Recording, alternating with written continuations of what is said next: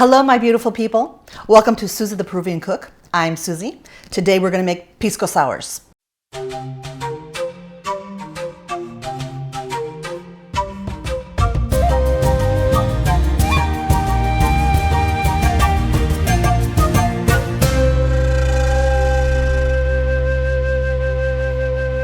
So you might think to yourself, I already know how to make a pisco sour. Do you though? Do you really? I've learned from this little old lady in Peru, and not just my mom, and got a whole class on it. My mom's Peruvian. I grew up on these things, and I want to teach it to you today. In fact, I always start with it just a tiny bit. You want to make sure that the pisco is good. So what is involved in a pisco sour? So you got to have pisco. You have to have limes, egg whites, and Jarabe de Goma. Now, why is Jarabe de Goma different from just a simple syrup? First of all, this is from Peru. You're not going to find it in any of the big liquor stores because they don't carry it, because I've checked. But they do now have it on Amazon, and I'll have a link for you to buy it on. The difference with Jarabe de Goma is that this has proteins in it from the egg white, and it also has some ingredients that come from a sap. From a tree, from the Amazon, as well as sugar and water. So it really has a distinct flavor that just really makes that pisco sour just so super amazing. And it also makes it nice and puffy and just meringue along with the egg whites. And that's what we're going for. Okay, so today I just was getting a few more limes in here, make sure I have enough. And you can use any kind of, not zester, but, to juice your limes. I like hard work, so that's why I'm doing it manually. I don't have this no automatic juicers for me. But anyway, here. And so we're going to have our lime juice here. We're going to put that aside, this aside. Okay, now what we're going to do is we're going to get our egg whites. So this is a green egg from my chickens. It doesn't matter the color of the egg. You just want it to be really fresh. Make sure your outside of your egg is clean because you're going to be touching it and you don't want anything mixed in with your egg whites, okay? So we're going to crack that. These shells are a little harder because these are from my chickens, which, they're free range. They are just going to go in my garden. And they sturdier shells and whatnot. So you're just going to stick your fingers in there. To me, this is just the best way to do it. I'm just going to remove that egg yolk. There we go. Okay. So a lot of restaurants, they will do their pisco sours in a shaker.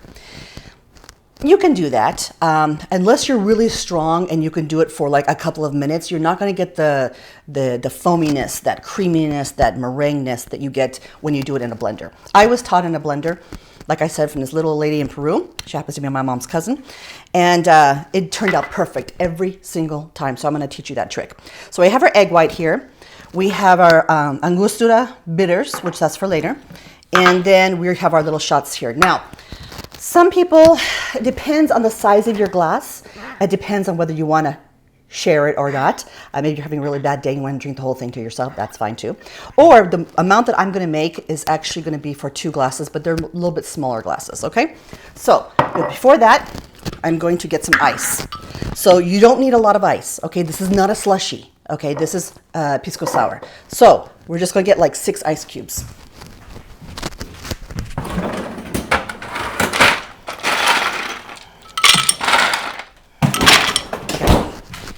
Maybe 7.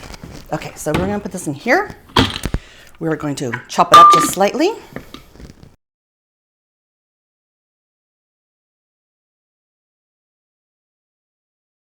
Okay, then we are going to put in 3 shots of our pisco. And pisco, the drink, the spirit, I should say, you can get at any large liquor store. They'll have it.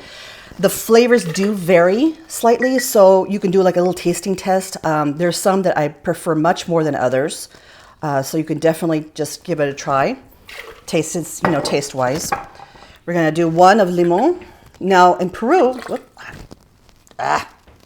overshot that one. Okay, that's all right. We'll make it up with some of this. In Peru, they have a lime, kind of like called a limon. And this is a little bit smaller than this. It has a very distinct flavor. Unfortunately, I can't get that here. So we're just going to use some lime juice, and we're going to put just one scoop here, one shot of the Jarabe de Goma,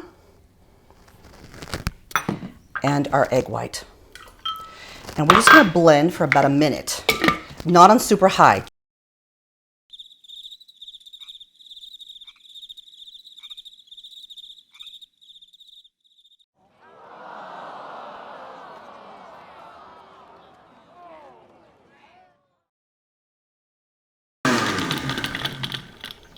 Okay, so now you're gonna think, oh my goodness, that's so foamy. It's all foam. Relax. It's gonna get better. The foam is actually gonna start to dissipate and it's gonna separate. If you go to a Peruvian restaurant and order a Pisco Sour, trust me, they let it sit on the counter for a couple of minutes before they serve it to you because it has to have time for the meringue to separate from the rest of the alcohol. Okay, and now this one is going to be for photo purposes. And this one's for me. Okay, so that goes here. And like I said, you're gonna let it sit for a minute. And what's gonna happen, now right now, you're gonna see, oh, it's so foamy and everything. But just give it a couple minutes and the foam starts to dissipate. It starts to release and come up. And then what you're left with is a beautiful drink at the bottom. Personally, I like the foaminess. You want it to be almost like a meringue. It should not, you want it to be, be there on your finger, and it can be different too. You don't have to have it super mild. This one is a little bit more mild. I didn't let it blend as much as I probably would have because I really like to have that meringue, that stiffness there. But you see the puffiness? Outstanding. Now look at the drink. You see how it's starting to separate? That's what we're looking for. So you just give it a couple minutes. It's not going to go bad. It's just give it a minute and it's going to start to separate.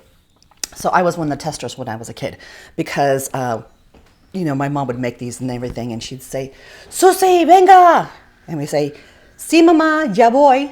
Because if you really value your life, you never say what to a Latina mother.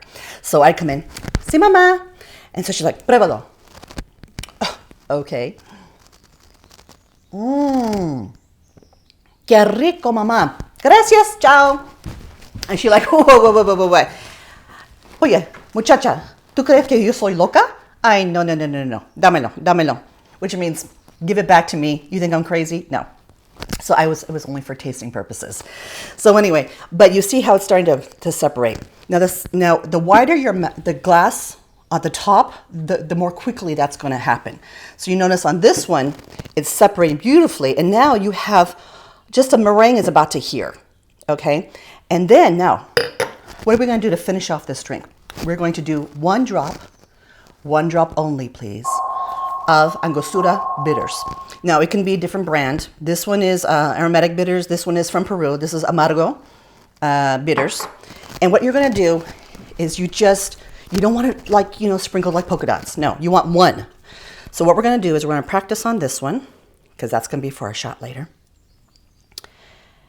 And you're just going to tip it down and with one finger, drop in there. Come on.